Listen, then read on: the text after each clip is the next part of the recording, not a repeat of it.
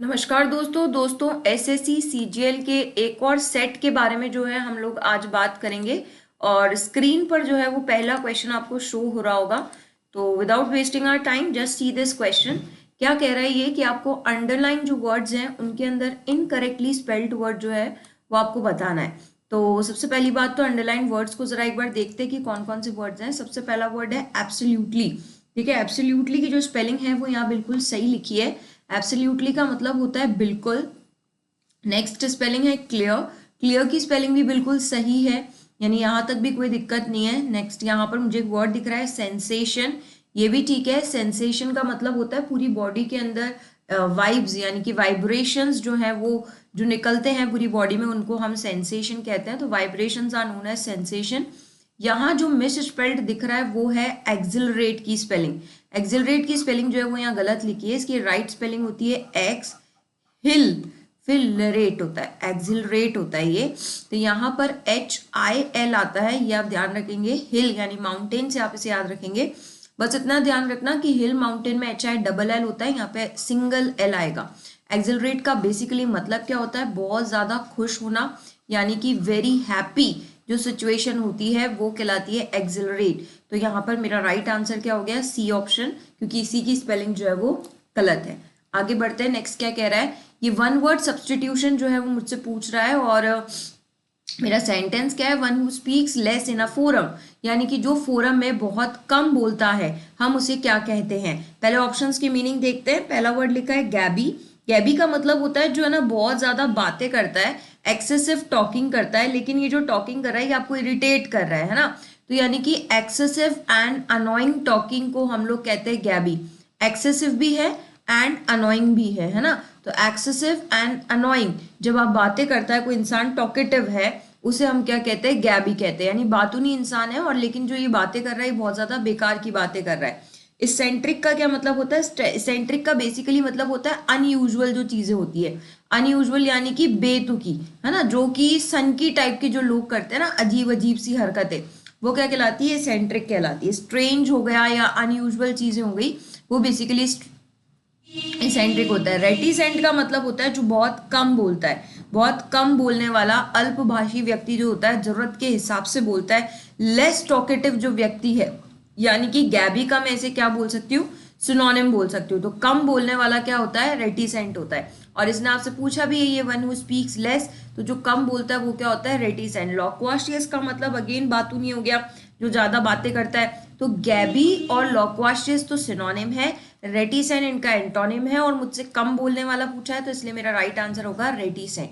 आगे बढ़ते हैं। नेक्स्ट ही मुझसे फिर वन वर्ड सब्सटीट्यूशन पूछ रहा है। अ person who is unsure about God existence. देखो ये नास्तिक नहीं है, ये कह रहा है कि ये अनश्योर है भगवान के एग्जिस्टेंस पर, इसको डाउट है। ये कभी तो मानता है कि भगवान है और कभी मानता है कि भगवान नहीं है। इस टाइप के व्यक्ति को हम लोग क्या कहते हैं? तो देखो ऑप्शंस पे जाए तो ये वर्ड लिखा है अतीस्ट। अतीस्ट का तो मतलब ही नास्तिक हो गया, मतलब ये तो भगवान को मानता ही नहीं है। जब मानता ही नहीं है तो है या नहीं है तो अलग ही बात है। थीस्ट जो है ये इसका उल्टा है, ये होता है आस्तिक, यानी जो भगवान में बहुत ज्यादा भरोसा रखता है, बिलीव रखता है, फेथ रखता है, वो क्या कहलाता है? थीस्ट। इग्नोरेंट का मतलब तो इग्नोर करना होता है। इसका राइट आंसर है एग्नोस्टिक। एग्नोस्टिक का मतलब है जिसे भगवान के एग्जिस्टेंस पर क्या होती है? डाउट होती है, वो व्यक्ति क्या कहलाता है? एग्नोस्टिक। मतलब ये कभी तो थीस्ट बन जाता है, कभी अथीस्ट बन जाता है। इसे ये मिक्सचर है ना, कभी तो इसे लगता है भगवान है और कभी इसे लगता है कि भगवान नहीं है। तो ये पर्सन क्या कहलाता है? एग्नोस्टिक कहलाता है। आगे बढ़ते हैं। अफर्मेटिव का ये आपसे क्या पूछ रहा है? एंटोनिम पूछ रहा है। अब बेसिकली अफर्मेटिव का मतलब होता है किसी भी चीज में हाँ कर देना, है ना। यानी कि जब आपका जवाब हाँ में होता है ना तब हम अफर्मेटिव कहते हैं, यानी हामी भरना इज अफर्मेटिव। तो इसका उल्टा क्या हो जाएगा? नेगेटिव, यानी कि जब आप ना बोल दो।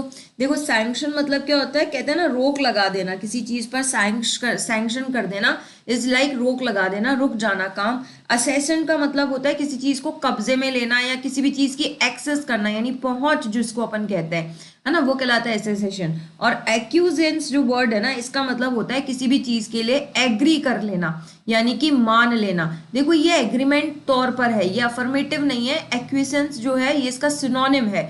अफर्मेटिव का बेसिकली आपसे एंटोनिम पूछा है इसलिए नेगेटिव। तो एक्विसेंस जो है वो अफर्मेटिव का सिनोनिम है। सैंक्शन यानी रोक लगा देना, नेगेटिव यानी मना कर देना, और एक्सेसन यानी पहुंच। तो मेरा राइट आंसर क्या हो जाएगा? नेगेटिव। आगे बढ़ते हैं। नेक्स्ट कह रहा है ये मेरे से मुझे रेक्टिफाई करना है, यानी इनकरेक्टली स्पेल्ड वर्ड था यहाँ पर, मेंटेनेंस की स्पेलिंग जो है वो गलत दे रखी है, मुझे इसकी जो राइट स्पेलिंग बतानी है।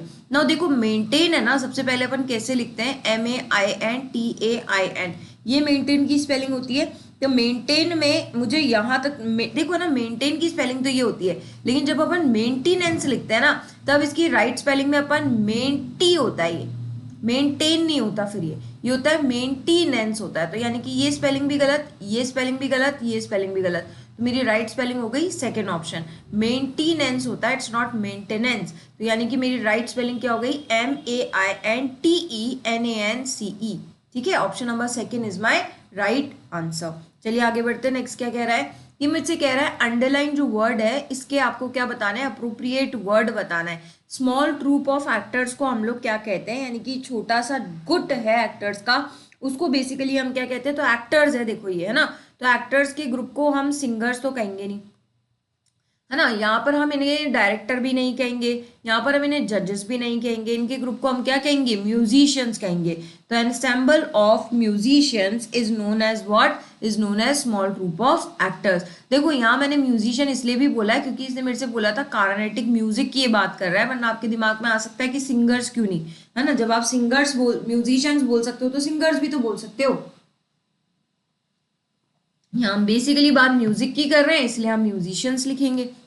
नेक्स्ट आगे बढ़ता है, डेयर डेविल का जो है ना ये आपसे क्या पूछ रहा है, अप्रोप्रिएट ऑप्शन यानी कि सिनोनिम पूछ रहा है। तो बेसिकली जो डेयर डेविल होता है ना, इसका मतलब होता है ऐसा व्यक्ति जो किसी से डरे ना, डेयर दिखाए किसके प्रति, डेविल के प्रति। तो जो व्यक्ति डेयर दिखा रहा है डेविल के प्रति, इसका मतलब वो व्यक्ति कैसा है, फियरलेस है। फियरलेस है यानी किसी से भी डरता नहीं है। और इसी का आपसे क्या पूछा है, सब्स्टिट्यूशन यानी कि सिनोनिम पूछा है, तो फियरलेस पर्सन जो है वो उसका आंसर हो जाएगा। देखो हाइपोक्राइटिक का मतलब होता है कोई चीज हाइपोक्रिटिक होती है ना, यानी कि कहते हैं ना डुअल नेचर, डुअल पर्सनालिटी, दोहरेपन को कहते हैं। दोहरापन यानी कि अंदर कुछ और बाहर कुछ और, आपके सामने कुछ और मेरे सामने कुछ और। तो डुअल पर्सनालिटी के लोगों को हम हाइपोक्राइट कहते हैं। इनसिग्निफिकेंट तो नॉट इंपॉर्टेंट होता है, कॉमन आप जानते ही हैं।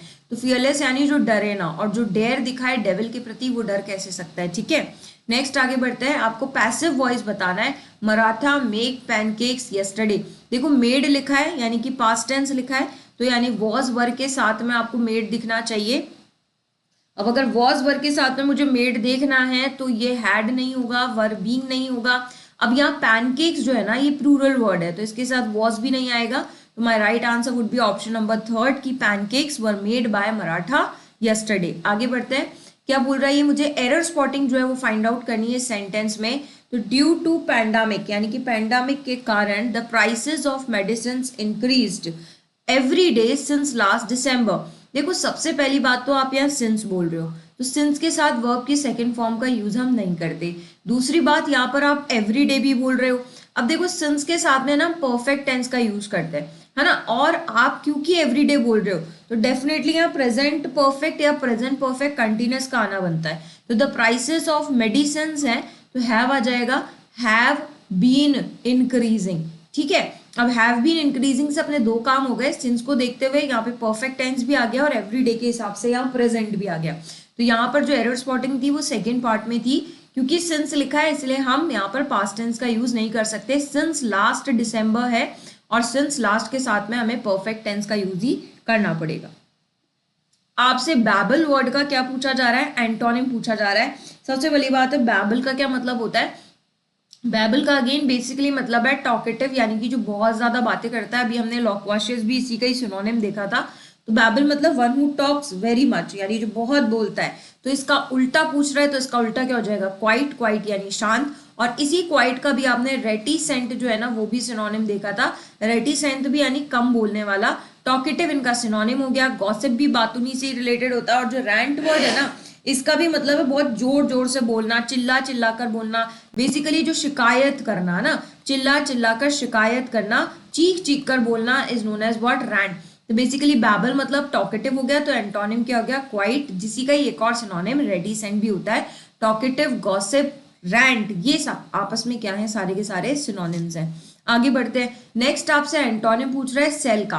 नाउ जो सेल वर्ड है इसका मतलब क्या होता है, बेचना, तो इसका उल्टा क्या हो जाएगा, खरीदना, और खरीदने को हम क्या बोलते हैं, बाय बोलते हैं। रेंट तो किराए पर देना होता है, मेक बनाना होता है, लोन का मतलब आप जानते हैं, तो सेल का उल्टा क्या हो जाएगा, बेसिकली बाय करना। नेक्स्ट आपसे पूछ रहा है पर्सिवियरेंस का सिनोनिम। अब सबसे पहली बात तो पर्सिवियरेंस का मतलब पता हो, फिर अपन ऑप्शंस का मतलब देखेंगे। पर्सिवियरेंस का बेसिकली मतलब होता है लगातार लगे रहना, यानी कोई चीज जब आपने बीच में छोड़ी नहीं है, लगातार आप लगे रहे हो, तो लगातार लगे रहने को हम क्या कहते हैं, पर्सिवियरेंस। कंटिन्यूटी आपने मेंटेन रख रखी, बीच में ब्रेक नहीं लिया है। ऑप्शन की मीनिंग देखिए तो यहाँ पर एक वर्ड लिखा है मोनोटोनस। मोनोटोनस का मतलब बेसिकली होता है कोई चीज है ना बहुत ज्यादा डाउट में हो, डाउट मतलब डाउट तो नहीं, बोरिंग में हो, मतलब आप जब बोरिंग होते हो ना, आप सिनोनिम्स में इस वर्ड को बहुत बार पढ़ चुके हो, है ना। बोरिंग जब कोई चीज आपको लगने लग जाए, आपका टाइम पास ही ना हो, आप है ना बस ऐसी निकाल रहे हो वक्त, वो बोरिंग चीज कहलाती है मोनोटोनस।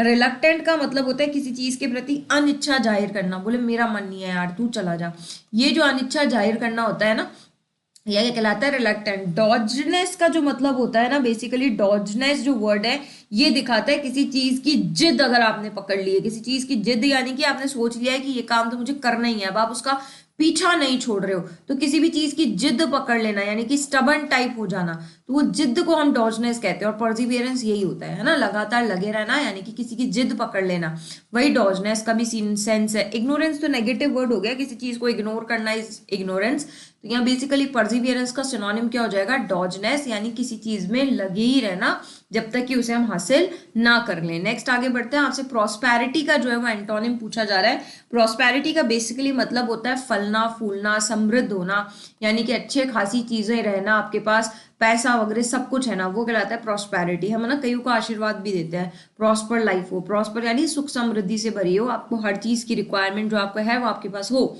सिक्योर मतलब आप जानते ही हैं। नेक्स्ट यहाँ पर एक वर्ड लिखा है एफ्लुएंस। देखो एफ्लुएंस का बेसिकली मतलब प्रॉस्पेरिटी का सिनोनिम ही है, तो प्रॉस्पेरिटी का सिनोनिम हो गया, जबकि आपसे पूछा एंटोनिम है, तो ये मेरा आंसर नहीं होगा। फेलियर जो है ना, ये इसका आंसर हो गया।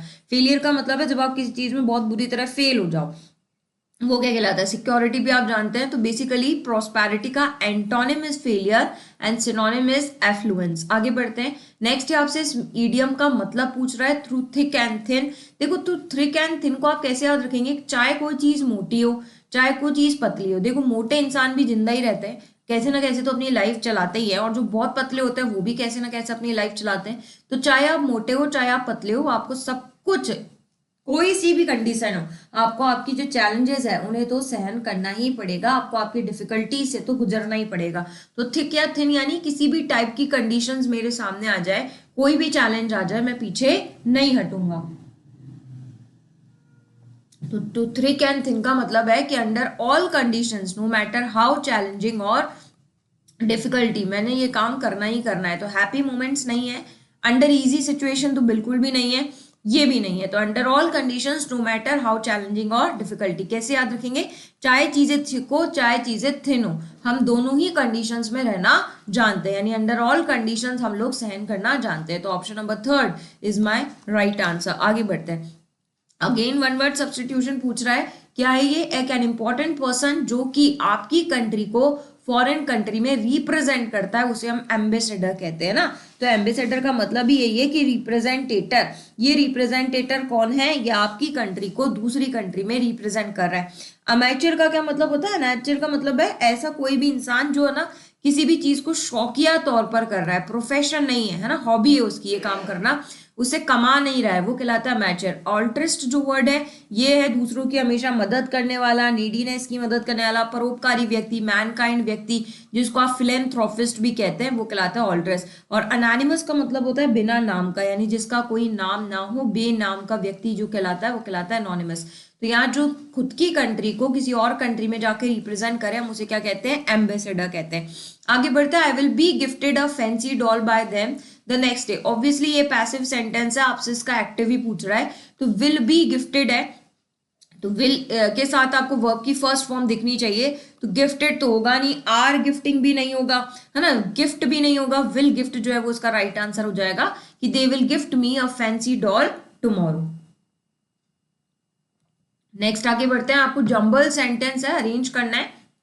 बेसिकली ये एक के नीचे एक ना दे करके सिंगल लाइन में दे दिया है, कोई दिक्कत नहीं है, अरेंज कर लेते हैं।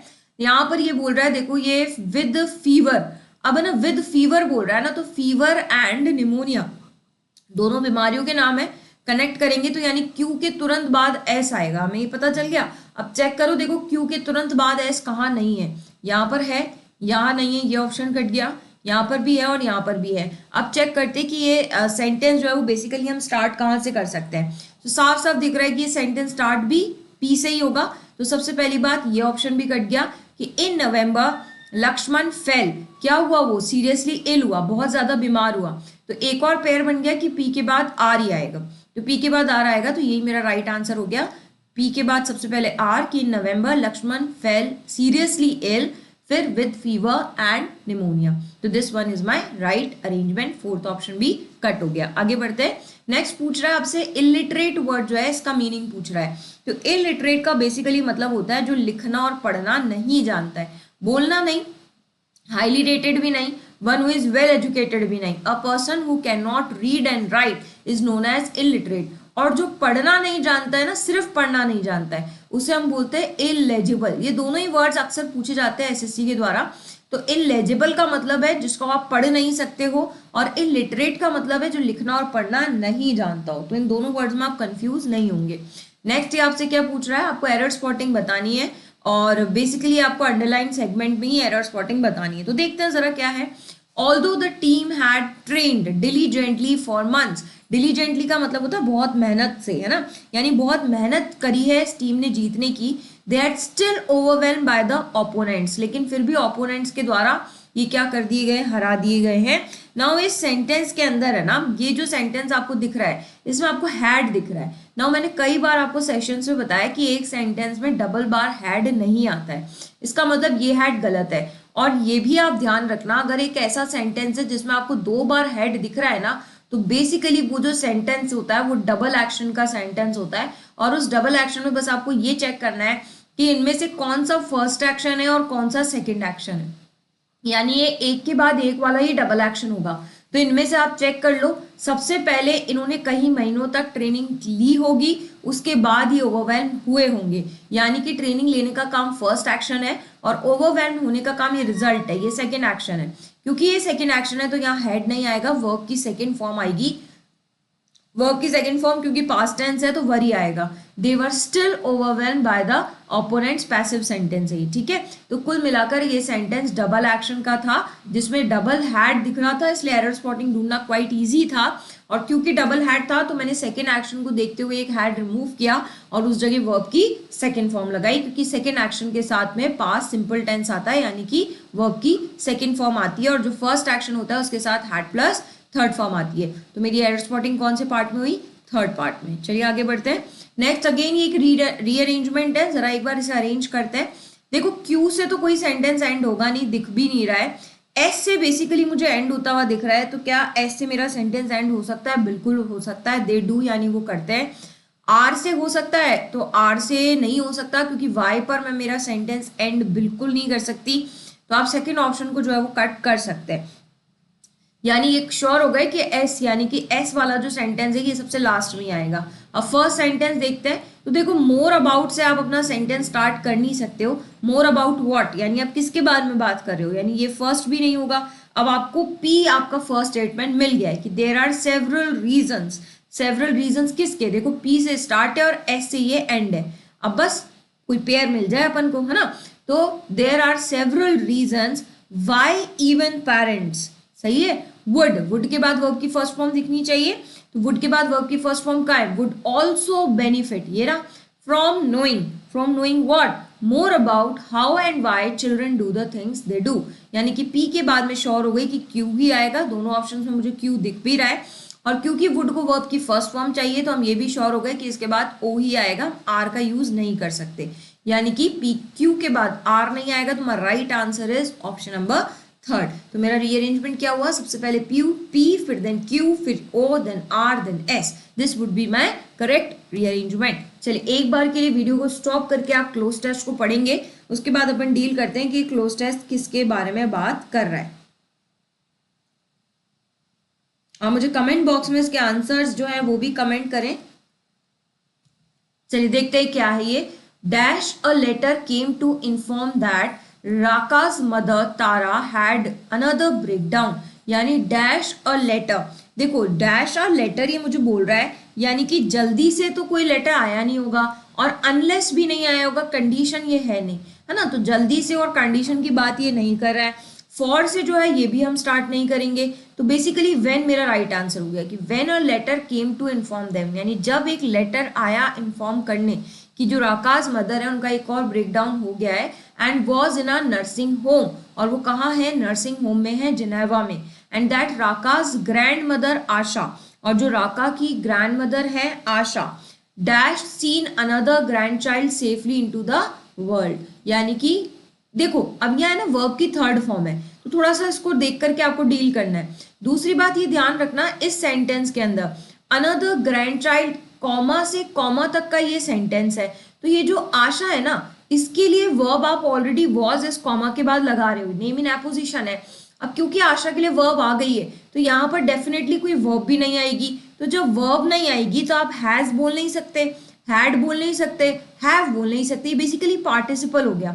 तो आप हैविंग सीन यानी देखते ही ये पार्टिसिपल में चला जाएगा, तो हैविंग सीन यहाँ पे बेटर ऑप्शन है, यानी कि सही ऑप्शन है, क्योंकि आशा के लिए ऑलरेडी वर्ब हम लोग कॉमा के बाद लगाने जा रहे हैं, कॉमा से कॉमा नेम इन एपोजिशन दिख ही रहा है, तो यहाँ वर्ब आनी बनती नहीं है। तो having seen another grandchild safely into the world, was flying to Switzerland to be with her, Nanda called dash her lips, Nanda call ने क्या कर लिया, डस्टेड तो होगा नहीं, मिट्टी तो लगाई नहीं होगी, पर्स्ट भी नहीं होगा, यहाँ पर होगा इन्होंने अपनी मुंह जो है वो बंद कर लिया, डस्टेड का मतलब झाड़ू लगाना होता है, पर्स्ट का मतलब होता है मुंह सिकोड़ लेना, कहते हैं ना मुंह सिकोड़ के किसी काम को मना कर दिया, तो ये भी नहीं होगा। तो बेसिकली यहाँ जो मेरा आंसर होगा ना, अच्छा स्टक मतलब तो अटकना हो गया और डर्ट मतलब हो गया मिट्टी, तो ये तो बिल्कुल ही नहीं होंगे।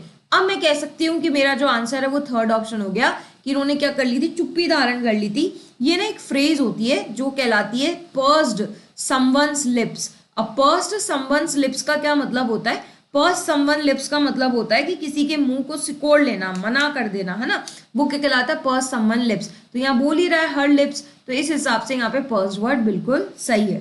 Dash the blue sheets of paper with that distasteful sprawl, now ये बोल रहा है dash the blue sheets of paper. अब ना ब्लू शीट्स ऑफ पेपर को क्या किया होगा, टक्ड अवे तो नहीं किया होगा, टांग के तो नहीं रखा होगा बिल्कुल बांध के, है ना, क्लियर्ड अप तो साफ करना होता है, हाइड मतलब तो छुपाना होता है, और अगर हाइड आ भी रहा है तो देखो यहाँ पे एंड के बाद फिर हाइड आ रहा है, तो ऐसे कैसे पॉसिबल है, एंड के पहले भी हाइड और एंड के बाद में भी हाइड, तो हाइड नहीं हो सकता।